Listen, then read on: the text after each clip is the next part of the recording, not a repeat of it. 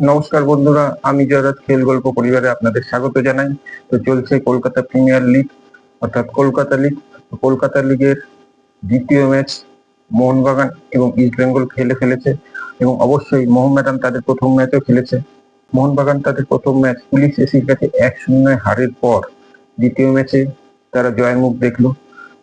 4-0 গোলে কালীঘাটের এগেন্স্টে জয়লাভ পেয়েছে এবং এটি তাদের কলকাতা প্রিমিয়ার লিগের গ্রুপ এতে প্রথম জয় বলা যেতে পারে। তো খেলার সম্পর্কে বলি, 21 মিনিটের মাথায় সন্দীপ মালিক প্রথম মোহনবাগানকে এগিয়ে দেয়। তারপর 29 মিনিটে দঙ্গেলের আত্মঘাতীর গোলের সুবাদে ব্যবধান বাড়ে এবং 2-0 এগিয়ে যায়।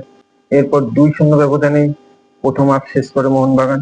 দ্বিতীয় হাফের শুরুতে আদিল আবদুল্লাহ 51 মিনিটের মাথায় আরেকটি গোল করে মোহনবাগানকে 3-0 গোলে এগিয়ে দেয় এবং এই আদিল আবদুল্লাহ 73 মিনিটের মাথায় আরেকটি গোল করে এবং মোহনবাগান এই ম্যাচটি 4-0 গোলে জিতে যায়।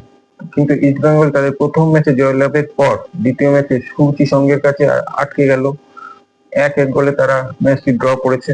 প্রথম হাফের শেষের দিকে ইনজুরি টাইমে ভার্নেন পেকার গুইতে গোল করে ইস্ট বেঙ্গলকে এগিয়ে দেয় এবং ইস্ট বেঙ্গল প্রথম হাফ 1-0 ব্যবধানে শেষ করে।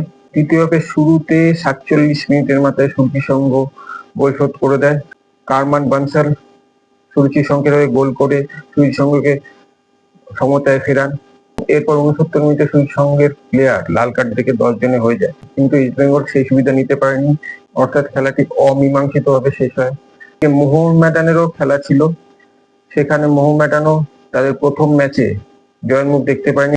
এবার খেলার ব্যাপারে বলি, মোহনবাগান কিন্তু প্রথমে 15 মিনিটের মাথায় গোল পেয়ে যায় এবং 1-0 ব্যবধানে এগিয়ে যায়। লালথান কিমা মোহামেডানের হয়ে গোলটি করে, কিন্তু সেই গোলের অ্যাডভান্টেজ মোহামেডান ধরে রাখতে পারেনি। 4 মিনিট পরেই রাহুল নস্কর গোল করে ক্যালকাটা পুলিশকে সমতায় ফেরায়, কিন্তু 28 মিনিটের মাথায় আবার লান শাখা মোহামেডানকে গোল করে এগিয়ে দেয় এবং প্রথম হাফ মোহামেডান 2-1 গোলের ব্যবধানে শেষ করে, অর্থাৎ এগিয়ে থেকে শেষ করে। দ্বিতীয় হাফের 53 মিনিটের মাথায় সঞ্জয় ওরাও ক্যালকাটা পুলিশকে সমতায় ফেরায়। এরপর কোনো পক্ষই আর গোলের দরজা খুলতে পারেনি এবং খেলাটি অমীমাংসিত হিসাবে শেষ হয়। খেলার রেজাল্ট হয় 2-2। তো দেখা যাচ্ছে এই মুহূর্তে গ্রুপের যা স্ট্যান্ডিং, পাঠচক্র সেই প্রথম স্থান অধিকার করে আছে। তারা 3টি ম্যাচ খেলে 3টিতেই জয়লাভ করে 9 পয়েন্ট নিয়ে প্রথম স্থানে আছে এবং দ্বিতীয় স্থানে আছে ক্যালকাটা কাস্টমস। তারা 3টি ম্যাচ খেলে 2টিতে জয়লাভ করেছে এবং 1টিতে ড্র করেছে, তাদের পয়েন্ট এখন 7। এবং তৃতীয় স্থানে আছে ইস্ট বেঙ্গল, তারা 2টি ম্যাচ খেলে 1টিতে জয়লাভ করেছে, 1টিতে ড্র করে 4 পয়েন্ট নিয়ে তৃতীয় স্থানে আছে। মোহনবাগান আছে ষষ্ঠ স্থানে, তারাও 2টি ম্যাচ খেলে ফেলেছে, তার মধ্যে 1টিতে জয়লাভ করেছে, 1টিতে হেরেছে, তো তাদের পয়েন্ট এখন 3। আর গ্রুপ বিতে ইউনাইটেড কলকাতা তাদের 3টি ম্যাচ খেলে 3টিতেই জয়লাভ করে প্রথম স্থানে আছে। দ্বিতীয় স্থানে আছে ভবানীপুর, তারাও সমসংখ্যক ম্যাচ খেলে 2টিতে জয়লাভ পেয়েছে এবং 1টিতে ড্র করেছে, তাদের পয়েন্ট এখন 7। এবং তৃতীয় স্থানে আছে খিদিরপুর, তারাও 3টি ম্যাচ খেলে নিয়েছে, 2টিতে জয়লাভ করেছে এবং 1টি হেরেছে, তাদের পয়েন্ট এখন 6। আর মোহামেডান আছে দশম স্থানে, তো যদিও তাদের এটা প্রথম খেলা ছিল, এখনো অনেক খেলা বাকি আছে। তো দেখা যাক আমাদের কলকাতার টিম প্রধান কলকাতা লিগে কি রেজাল্ট করে।